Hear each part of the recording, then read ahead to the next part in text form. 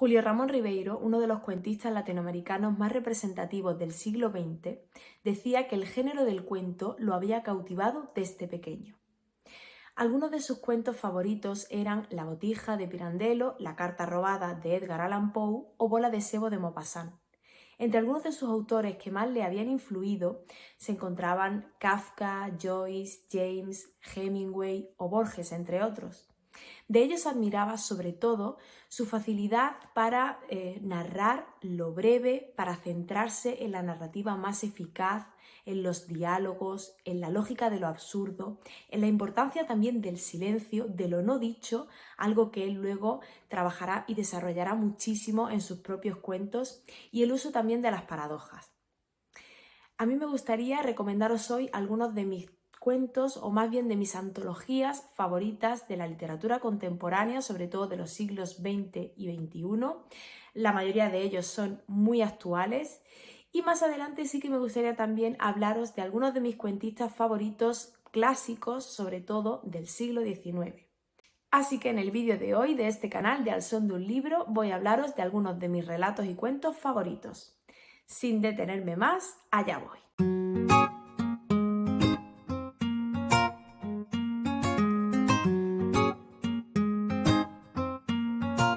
Voy a empezar recomendando, como no, los cuentos del autor que ha introducido este vídeo, que no es otro que Julio Ramón Ribeiro. Para mí fue toda una sorpresa.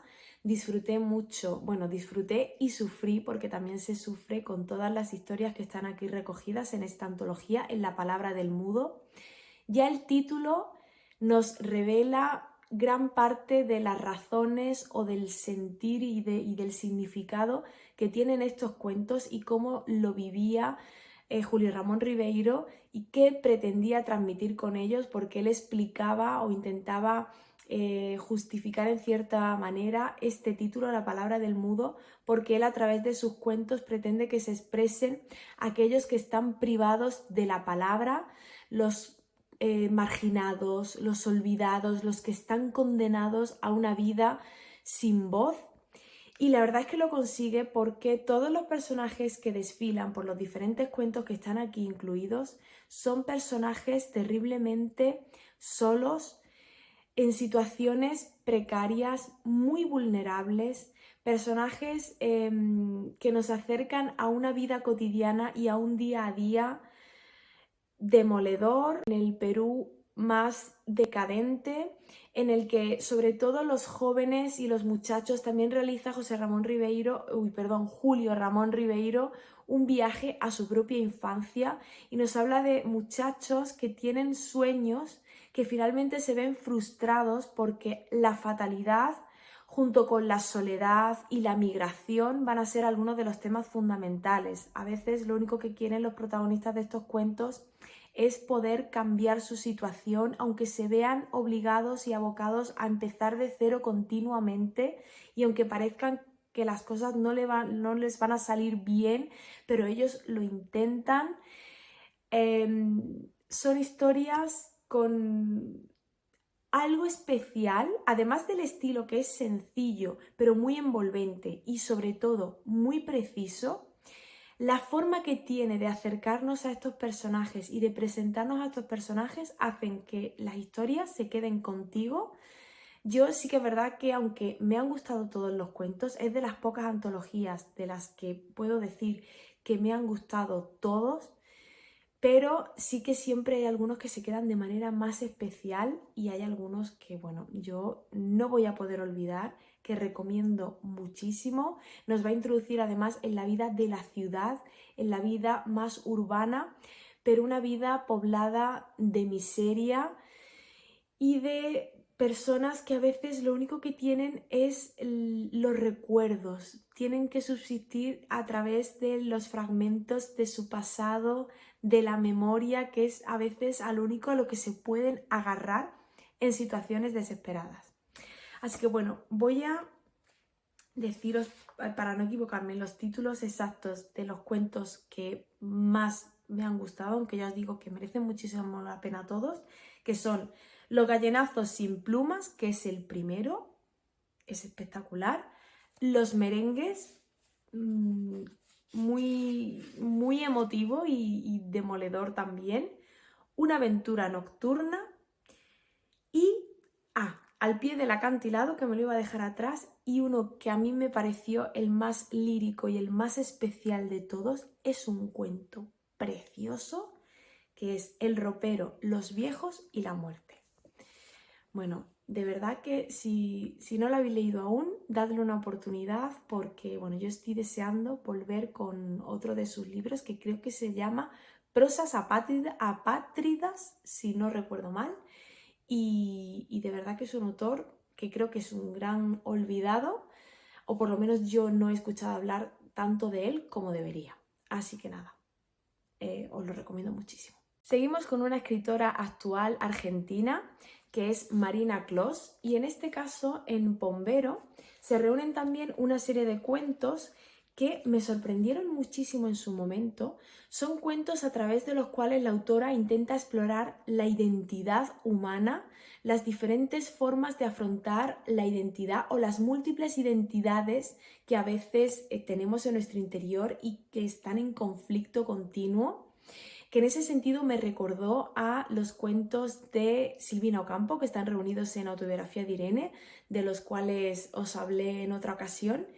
Y en el caso de Marina Clos, tienen estos cuentos mucho de simbolismo, son muy simbólicos, y también el territorio está muy presente, el territorio y la parte relacionada con lo legendario y sobre todo también con lo folclórico. Van a ser elementos que van a estar siempre imperando en la atmósfera, en la ambientación y en el contexto de las historias que nos van narrando a través de estos cuentos y de los personajes, que son sobre todo personas vulnerables también, en este caso asediadas sobre todo por sus miedos y por una serie de conflictos en cuanto a su sentido de la identidad, de la pertenencia a un grupo y de lo que supone no encajar y sentirse completamente fuera de lugar.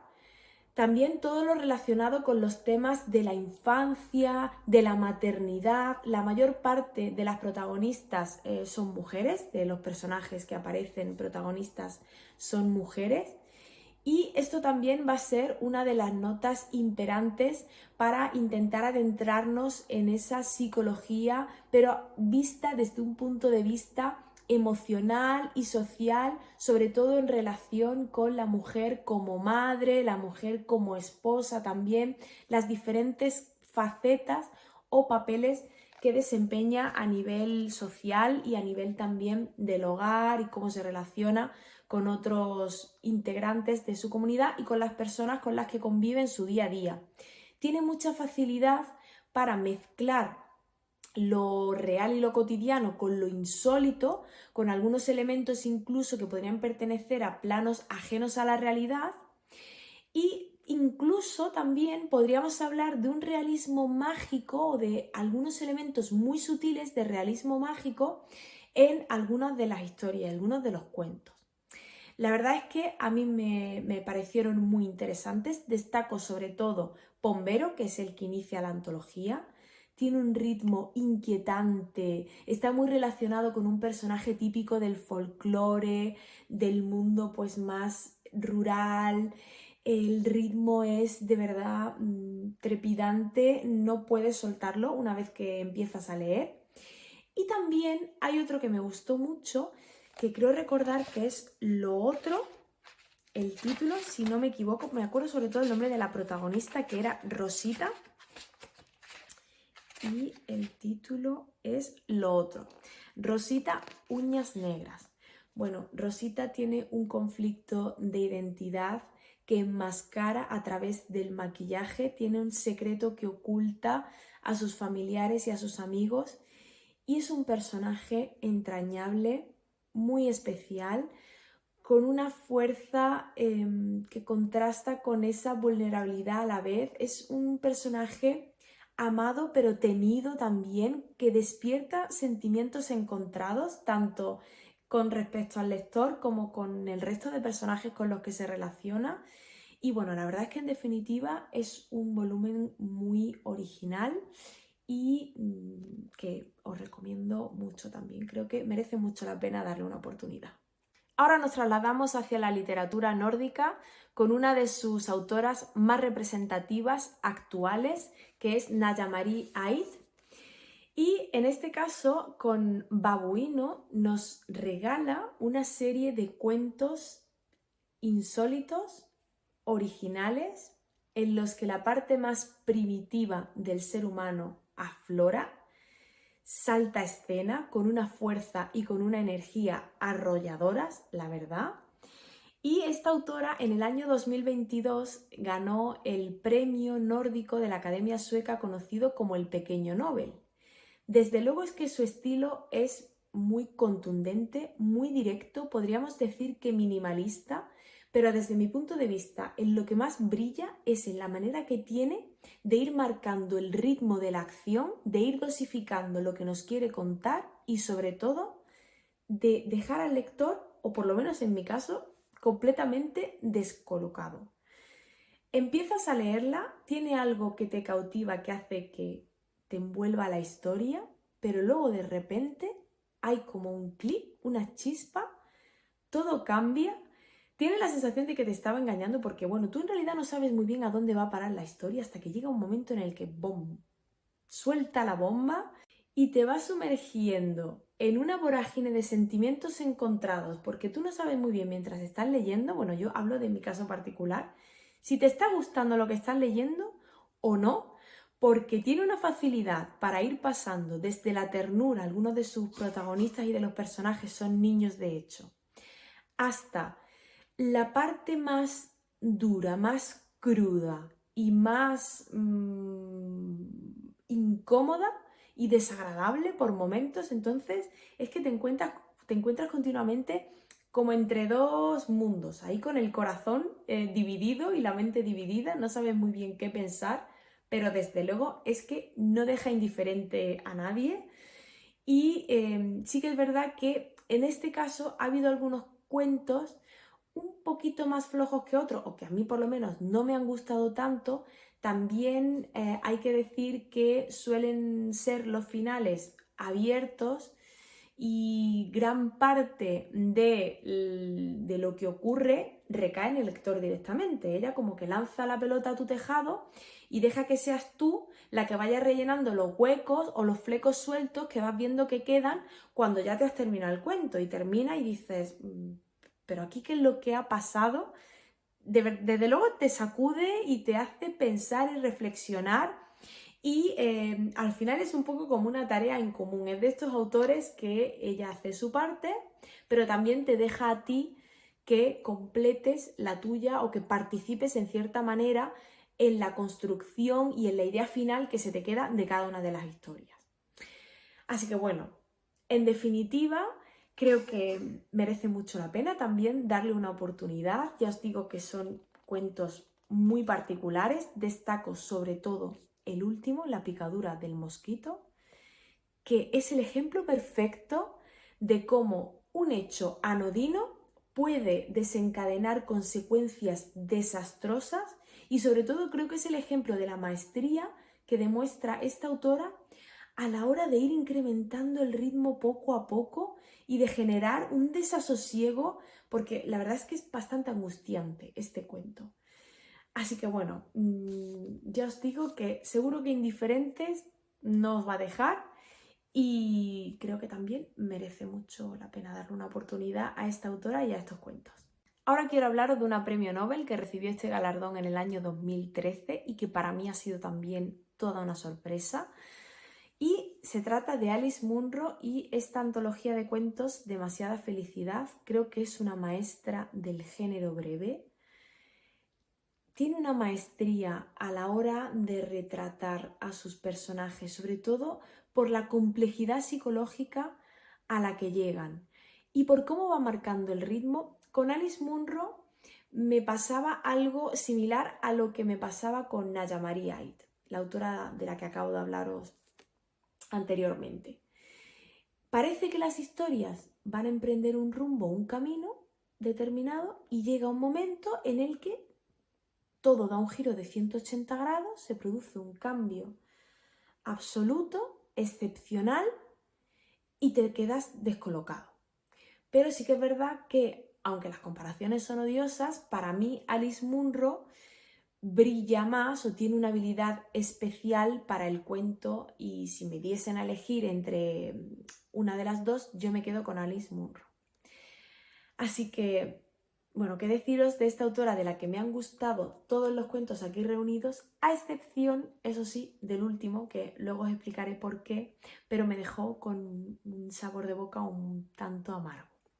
Y eso que, como os decía, con respecto al resto de los cuentos, creo que es una maestra de llegar a afinar muchísimo en lo breve, con un estilo directo, contundente, libre de florituras, pero que consigue dar el golpe de efecto necesario en el momento justo, y con una serie de personajes cotidianos, son personas del día a día, que de repente ven cómo cambia su vida en un segundo, en un momento determinado, y sufren las consecuencias del destino, de un destino caprichoso.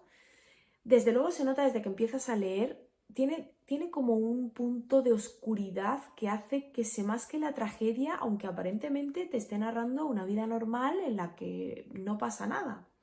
Pero si hay algo también de lo que nos habla de manera excepcional, es del mal, de las diferentes caras que tiene el mal, que parece que algunas de ellas están ahí esperando agazapadas para saltar de repente a escena y aparecer y dar el golpe de gracia, que es lo mismo que ella hace con los relatos y con la forma que tiene de narrar. Todo parece que va muy bien hasta que ¡boom!, llega el kit de la cuestión, el punto central y más importante de cada una de las historias, que hacen que se queden agarradas a ti en cierta manera. Y eso fue, la verdad, lo que consiguió, sobre todo, bueno, el primer cuento, Dimensiones, es aterrador y te pone a ti como lector también en una tesitura ante unos personajes a los que no entiendes bien. Bueno, uno de ellos ha cometido el acto más horrible y el peor asesinato que puede haber. Y claro, ahora, ¿cómo se puede concebir que esta persona siga siendo amada tras haber descubierto esa cara, la peor cara? ¿Cómo se gestionan los sentimientos después de que ocurre algo así, o de la persona, después de saber que la persona a la que quieres ha cometido algo tan atroz? Me estoy acordando ahora, conforme os estoy diciendo esto, de Persecución, de Tony Sala, que ya tiene un comienzo bastante brutal en ese sentido. Bueno, hablan de una mujer que descubre que su pareja ha asesinado a su antigua mujer, pero bueno, eso es que tenéis que leerlo, de verdad, porque algo así me pasó, ese impacto me causó Dimensiones. Este cuento de aquí, aunque bueno, es diferente, la temática es diferente, lo que ocurre, pero en cuanto a sensaciones y a la forma de retratar el mal, pues sí que me ha recordado ahora, conforme estaba hablando, a Persecución, a ese libro que bueno, también os tengo que hablar de él en otro momento.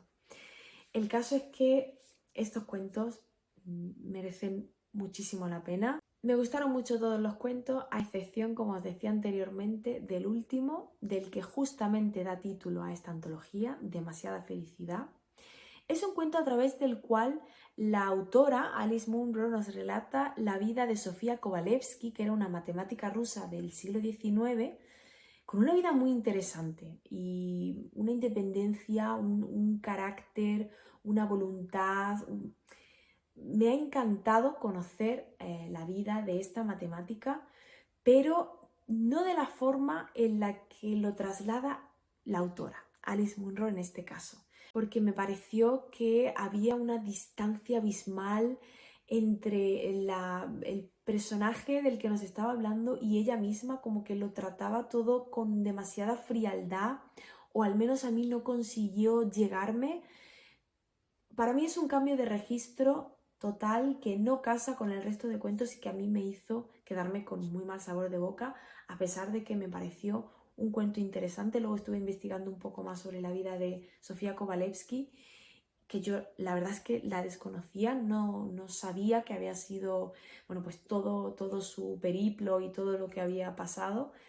y me dio pena que no me hubiese llegado por la forma no sé si por la forma en la que está narrada, por ese cambio de registro con respecto a lo que venía leyendo anteriormente en el resto de cuentos, no sé lo que me ocurrió, pero siento decir que para mí ha sido el garbanzo negro de este libro. Así que bueno, aún así os recomiendo mucho leer a Alice Munro. Yo estoy deseando seguir con ella. Este año seguro que vuelvo a lanzarme a la piscina a ver qué tal. Y bueno, pues ya os comentaré. Y ya para terminar, antes de irme, me gustaría hablaros de 2 cuentos que leí en digital y que me sorprendieron mucho y me hicieron querer leer el resto de cuentos de estas 2 autoras. Una de ellas es Flannery O'Connor, una de las máximas representantes de la narrativa latinoamericana del siglo XX. Y yo leí La buena gente del campo, que es un cuento que nos introduce en el ambiente rural sureño de un pueblecito en el que, bueno, en realidad la mayor parte de la acción transcurre en una casa, en una cocina, en la casa de la señora Hopwell. Es un cuento plagado de simbolismo, los nombres tienen todos un significado, hay una ironía y una paradoja constante en diferentes elementos que va introduciendo la autora en el libro. Y esta señora pues tiene contratados a unos trabajadores en casa y una de ellas es la señora Freeman, que significa libertad. Bueno, todo tiene un porqué, como os decía, las hijas de la señora Freeman, pues cada una de ellas presenta una problemática distinta. La mayor parte de los personajes son femeninos también en este caso, pero uno de los personajes clave es Joy, que significa felicidad, que es la hija de la señora Hopwell, y que es una chica que tiene una pierna de palo, tiene 32 años y se siente terriblemente sola. Además es filósofa, es una gran incomprendida y verá cómo su vida cambia radicalmente cuando aparece un vendedor de Biblias. Bueno, lo que ocurre al final a mí me dejó tocada, me dejó impactada. Es de estos cuentos que te tocan la fibra, por así decirlo. Me recordó en cierto sentido también por el tipo de personajes a los que representa y da voz a Carson McCullers. Y es una autora, bueno, como os digo, fue leerme ese cuento y al poco tiempo me compré los cuentos completos para seguir indagando en su literatura y sobre todo porque es que me pareció, con solo leer un cuento, me parece que tiene una habilidad y una maestría para indagar en el alma humana y sobre todo lo que más me gustó fue la ironía y el que todo esté pensado y el uso del simbolismo y de cada elemento y la forma de representar a esa buena gente del campo más allá de sus miserias o de su situación, sino intentando encontrar la bondad a pesar de la oscuridad y del mal que también está aquí representado en cuanto a las intenciones de algunos de los personajes, que bueno, es una autora que también os recomiendo mucho. Y vuelvo también a una autora danesa como era Karen Blixen, que firmaba con el seudónimo de Isaac Dinesen, y leí El festín de Babette en digital y me encantó. Quiero hacerme también con sus cuentos completos. Hay una antología que se llama El Carnaval y otros cuentos que me llama mucho la atención, pero también están los cuentos completos editados, creo que en De Bolsillo, si no me equivoco.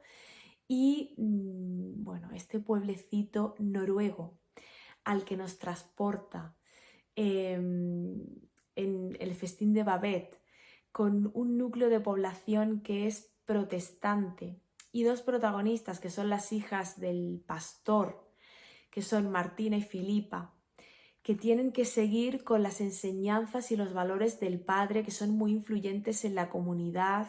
Es un cuento que está contado con toques de fábula, con toques de cuento envolvente y con unos personajes también muy característicos, muy carismáticos en cierto modo. Estas 2 hermanas van a ver desfilar por sus vidas a algunos personajes que les van a trastocar un poco y les van a hacer vivir historias especiales, pero eso sí, ninguno de ellos como Babette. cuando llega esta francesa huyendo de la situación de guerra y de la revolución a este pueblecito en busca de auxilio y llega a esta casa siendo uno de los ejemplos de bondad, de agradecimiento. Bueno, es muy particular, es precioso.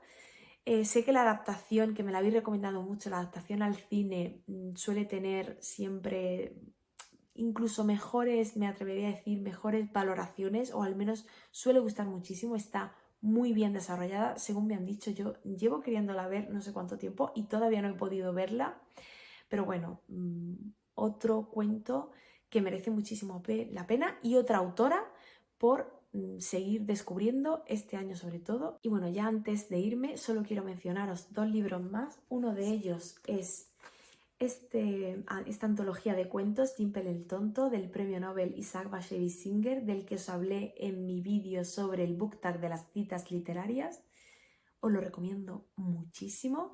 No voy a volver a repetirme, pero bueno, si queréis pasaros por el vídeo y ver qué os comenté sobre esta maravilla, pasaros porque es que merece muchísimo la pena. Si os gusta el cuento y queréis leer cuentos especiales, mágicos, también con un lado irónico en los que el mal y a veces el diablo están presentes, también con tintes oscuros, un poco rocambolescos, muy tiernos algunos de ellos, Los pequeños zapateros, como os comentaba, uno de mis cuentos favoritos. Pero bueno, el caso es que me voy a empezar a enrollar otra vez y no quiero ya simplemente mencionaros cuál va a ser mi siguiente antología de cuentos que voy a leer durante estos días. Se trata de Casi un objeto, de José Saramago. Este premio Nobel de literatura a mí me cautivó por completo con Ensayo sobre la ceguera. Me pareció una obra colosal, apoteósica. Me costó un poco al principio, no es que me costó, me chocó un poco el estilo, pero nada, enseguida me metí en la historia. Maravillosa. Y bueno, vamos a ver los cuentos qué tal. Aquí en este caso, lo saqué de la biblioteca el otro día y vienen incluidos Silla, Embargo, Reflujo, Cosas, Centauro y Desquite. Bueno, se ve que son bastante breves, en torno a las 30 páginas, 30-40 páginas cada uno de ellos. Ya os contaré qué tal cuando lo lea. Así que nada más, espero que os hayan gustado estas recomendaciones. Comentadme si los habéis leído, qué otras antologías de cuentos o cuentistas me recomendáis. Muchísimas gracias por estar ahí y nos vemos muy prontito. ¡Chao!